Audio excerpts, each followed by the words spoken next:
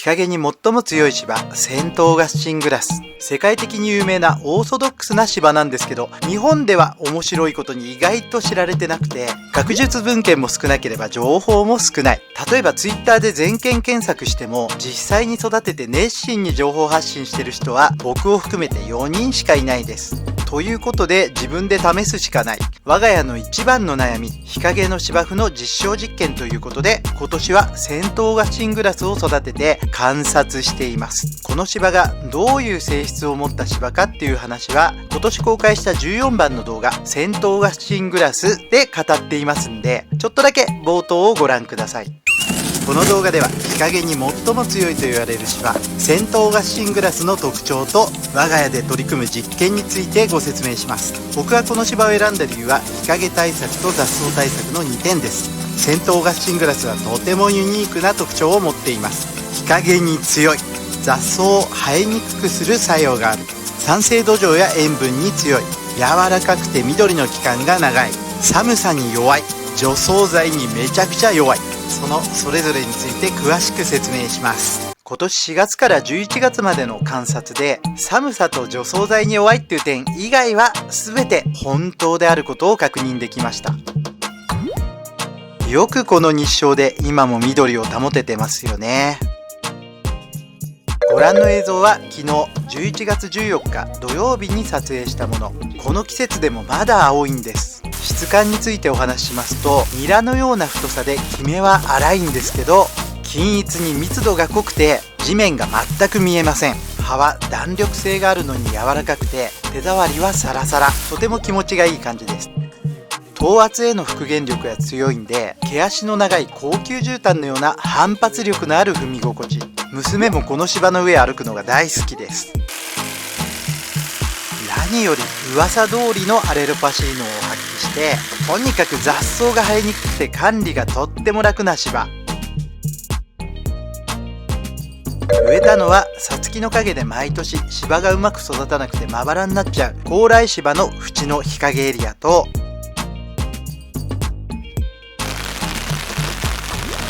元不毛地帯南側の家の陰で一年中日当たりが悪いこのエリア、ここをメインに育てています。植え付けは2020年4月19日。セントオーガスチングラスは土壌の適用範囲が広くて、酸性の土壌や海の近くの砂土壌など塩分を含んだ土壌でも生息できるそうです。だから我が家の実験として床作りはあえていい加減にやりました。この1畳ほどのスペースにもともとあった土をただ耕しました。土壌の暖流化を促すためにピートモスを4分の1ぐらい適当に混ぜて耕しました。ピートモスは酸性が強いんですけども、全くこれpH調整しないでそのまま使いました。そこにホームセンターで売ってるセメント用の299円の砂1袋を入れて、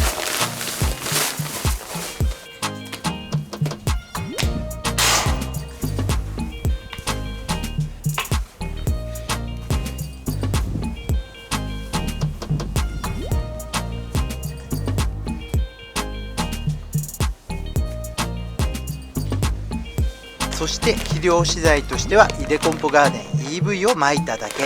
こんな適当な床土です。これで育つんであれば基礎さえ確保してあげれば大抵の土は大丈夫かなってことの実証になるかなと思ってチャレンジ。観察で土壌の守備範囲が広いことを確認します。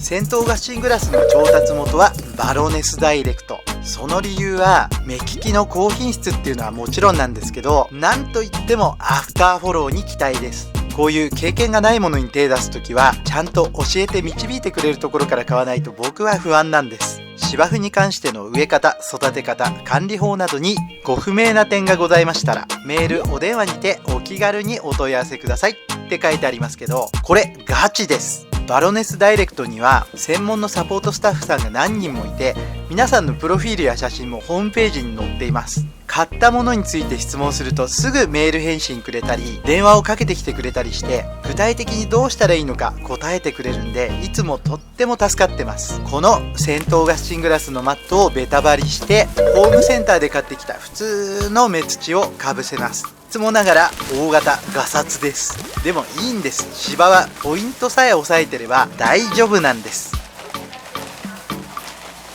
冷気でよーく慣らして目地を埋めていきます。そしていつものデッキブラシで目土を木の間にきれいに落としていきます。最後にたっぷり散水して葉をきれいに地表に出したらおしまい。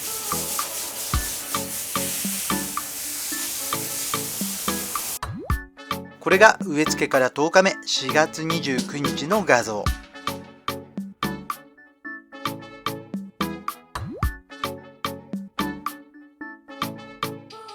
そしてこっちが5月14日。これが5月24日。1ヶ月ちょっと経った頃ですね。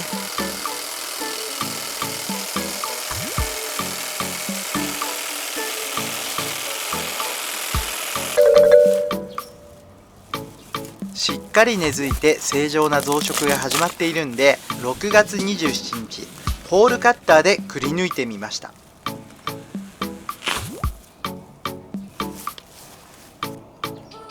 高麗芝と違う点は、根茎では増殖せずにもっぱら地上茎で増殖する点ですね。地表部に匍匐系の強い層を巡らせて表層部を厚くグラウンドカバーします。高麗芝の場合、生命の中心が根にあるのに対してセントウガスシングラスは亜熱帯熱帯の植物なんで、おそらく地上の茎が中心ですね。この構造だから寒さに弱いのかもしれません。地表の匍匐系から生えた根は養分の吸収専門で増殖には作用しないようです。地上系依存で増殖して着地点にポイントで深く根を張るタイプです。一つ一つの根は深く張ってますけど、横のつながりがない。こうして上から見て高麗芝と比べると芽の粗さがよくわかります。この葉幅の広さが日陰に強い武器。弱い光でも効率よく吸収して光合成します。さあ、そんな順調に育ってたセントウガスシングラス、ハプニングが起こります。7月1日、急激に病害に見舞われました。急に葉が枯れたみたいに茶色くなってます。さあ、どうすんだこれっていうことで、こんな時こそバロネスダイレクトさんなんです。症状の画像を添付してメールで事情を説明してご相談をしました。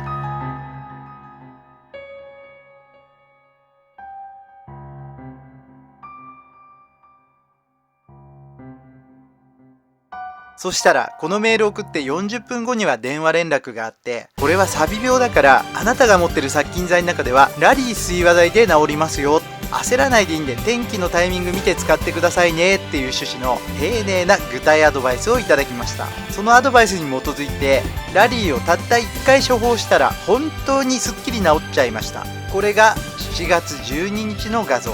芝の抵抗力をつけるために芝刈りをやめたんで伸び放題になってます。面白いのは穂が出てるんですよね。やっぱり危機を迎えると生存本能で穂をつけるんでしょうかね。さあ、この刈り込みを止めたことで瞬く間に匍匐系が伸びました。なんとお隣さんの敷地にまで伸びちゃってます。セントウガスシングラスの匍匐系は地べたを這うように真横に伸びます。高麗芝とは比にならないぐらい太い匍匐系です。とにかく気温が高い季節は増殖力が強い。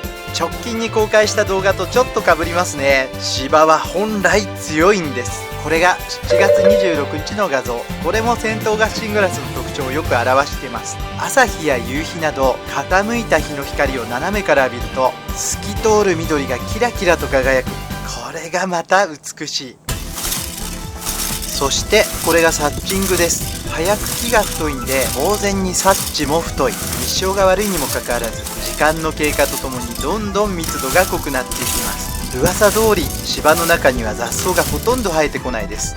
ほとんどっていうのはイネ科のコメヒシバとかオヒシバとかたまに混ざって生えてくることがあります。姿が似てるんで気づかないんですけど、穂をつけると三つ股になってるんですぐ分かります。これ以外は今のところ芝の中には生えてこないですね。セントウガスシングラスのすぐ脇には雑草が生えてきますんで、アレロパシーは囲い込んでる領域に強烈に効いてるってことが分かります。さあ、芝の管理においては高麗芝と同じようにイデターフを散布したり、それからもちろん2週間に1回の漢方生薬アルムグリーンの散布は高麗芝と全く同じタイミングでシーズン中ずっと継続しています。我が家の芝の管理には欠かせない2点です。さあ、そうこうしてるうちに秋が過ぎ、今冬を迎えようとして、高麗芝の緑はだいぶ薄くなってきてるんですけど、セントオーガスチングラスはまだまだ濃い緑です。これも噂通り葉の緑持ちがいいっていう風に言われてますからね。隣の高麗芝エリアとのコントラストからお分かりいただけると思います。今でも少しずつ伸びてはいますけど、次第に休眠に入りそうな雰囲気が出てます。柔らかくて緑の期間が長い、こういう性質も事実であることがこうして確認できました。この動画でお分かりいただける通り、日当たりが悪いとこでもぐんぐん育ってくれることはこの夏の実験で実証済み。芝生を諦めていた家の北側とか芝が育たない日陰エリアに有効な芝だと思います。今年は芝丈を6センチから10センチぐらいと長くしてたんで、ちょっとニラっぽかったんですけど、ツイッターのセントさんの芝日記さんの投稿を見てみると、2.5 センチで刈るとこんなに美しい芝生ができるんだなってことを知りました。来年は刈り高をもっと低くして管理してみたいなと思っています。さて実証実験、関門は実はこれからなんです。セントオーガスチングラスは南国の芝なんで寒さにめちゃくちゃ弱いと言われています。発表されている論文ではマイナス4度で死滅する可能性が高いっていうことです。僕が住む千葉県は地球規模でセントオーガスチングラスの生息可能地域最北端。果たしてこの気候を乗り越えて来年の春ちゃんと芽が出てくるのか。実証実験はまだまだ続きます。春の報告をお楽しみに。冬の間も芝生ネタ満載のこのチャンネル、ぜひチャンネル登録をお願いします。次の動画でお会いしましょう。ではまた。このチャンネルでは一般家庭で芝生を育てることに関心がある人向けに我が家の芝生で実際に得た体験を題材とした動画を公開しています。ぜひチャンネル登録をお願いします。